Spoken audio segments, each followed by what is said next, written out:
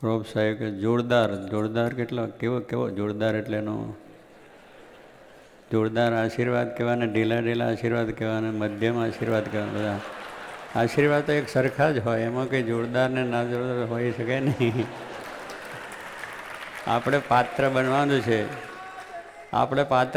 છે, જેટલા પાત્ર બનીએ એટલું પાત્ર આપણું ભરાય. ભગવાનને સંત તો આપણને આપવા માટે જ આવ્યા છે, એમના આશીર્વાદ તો છે જ આપે, કારણ કે આપણે તો મનુષ્ય છે એટલે ભૂલને પાત્ર પણ છે, કંઈક ભૂલો આપણી થતી પણ હોય છે. તો ભગવાન સંત એ કંઈ જોતા નથી, આપણા અવગુણ દોષ જોતા નથી. એ તો આપણો જે ભક્તિભાવ છે, આપણો પ્રેમ છે, આપણી સેવા છે, એને જ જોયા કરે છે. એટલે એમના આશીર્વાદ છે, એમના સામે દ્રષ્ટિ આપણી જેટલી રહેશે એટલી દ્રષ્ટિ આપણા ઉપર એમની પણ રહેશે. કારણ કે આપણે આપણા જીવની અંદર દૃઢ નિષ્ઠા સમજણ પાકી કરી છે તો ભગવાન દયા છે જ, અને અંતે એ જ આપણને કામ આવવાનું. એટલે આપણે તો મહાન ભાગ્યશાળી છે કે આવું મંદિર અહીંયા આપણા લંડનની અંદર થયું.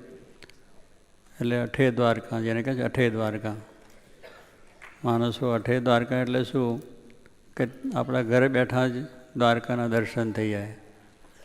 68 તીર્થ આપણે અહીંયા તમામ યાત્રાનું જે બધી યાત્રાઓ છે પણ અહીંયા આગળ હરિદ્વાર, ઋષિકેશ કહો, જગન્નાથપુરી કહો, રામેશ્વર કહો, આ બધા મહાતીર્થો બધા છે, તિરુપતિ બાલાજી ને બધું બહુ મોટા તીર્થો છે.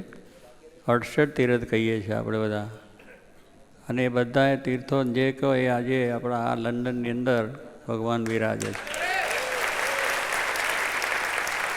અને એટલે આપણે ત્યાં આપણે દેશમાં જઈને બધે જવું પડે એવું નથી. અહીંયા અઠે દ્વારકા એટલે અહીંયા દર્શન કર્યા એટલે 68 તીર્થના દર્શન તમને બધા થઈ ગયા. અને તમામ જે પવિત્ર નદીઓ છે એનું સ્નાન પણ થઈ ગયું, કારણ કે ભગવાન બિરાજ્યા. ભગવાન જ્યાં બિરાજે આ તીર્થ, એટલે આપણે માટે આ મોટું તીર્થ છે. આખા યુરોપનું કહો તોય ચાલે અને યુકેનું ચાલે, કે બધા જો અહીંયા આવે અને ભાવથી જે દર્શન કરશે એ બધાને ભગવાન સુખ્યા કરશે.